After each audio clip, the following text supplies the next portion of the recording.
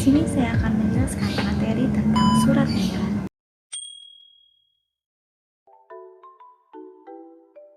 Yang pertama adalah pengertian surat. Surat adalah sarana komunikasi untuk menyampaikan informasi tertulis oleh suatu pihak kepada pihak lain dengan tujuan memberitahukan maksud pesan dari si pengirim.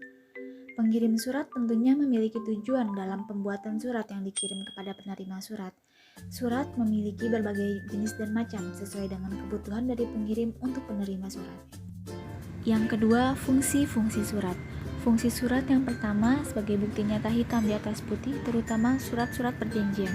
Yang kedua, surat sebagai alat pengingat karena surat dapat diarsipkan dan dapat dilihat lagi jika diperlukan. Yang ketiga, surat juga berfungsi sebagai bukti sejarah. Yang keempat, surat sebagai pedoman kerja dalam melaksanakan tugas. Yang kelima, surat sebagai data atau wakil penulis untuk berhadapan dengan lawan bicaranya. Dan yang terakhir, surat sebagai bahan untuk mengambil keputusan, misalnya seperti surat penawaran dan surat pelaporan. Dan yang ketiga, bagian-bagian surat. Bagian-bagian surat terdiri dari 11 bagian. Yang pertama ada kepala surat, yang kedua tanggal surat, yang ketiga ada nomor surat, yang keempat lampiran, yang kelima hal atau perihal, yang keenam alamat tujuan, yang ketujuh ada salam pembuka, yang kedelapan ada isi, dan ke-9 salam penutup, yang ke-10 pengirim, dan yang ke-11 adalah tembusan. Berikut adalah contoh surat resmi dan bagian-bagian dari surat.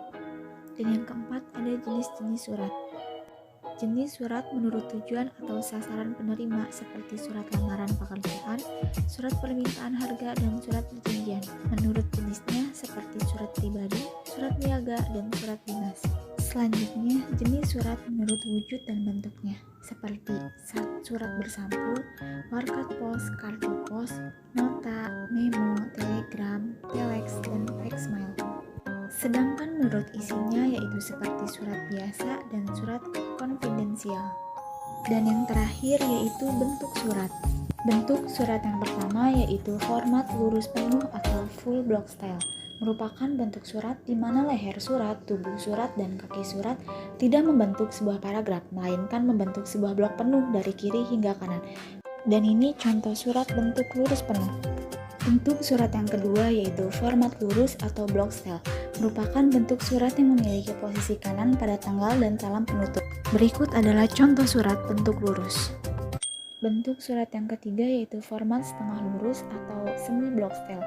Merupakan bentuk surat di mana semua bagian surat kecuali isi surat diketik sama seperti bentuk lurus. Ini adalah contoh bentuk surat setengah lurus. Bentuk surat selanjutnya yaitu lurus dengan perihal atau pokok surat atau subjek notis.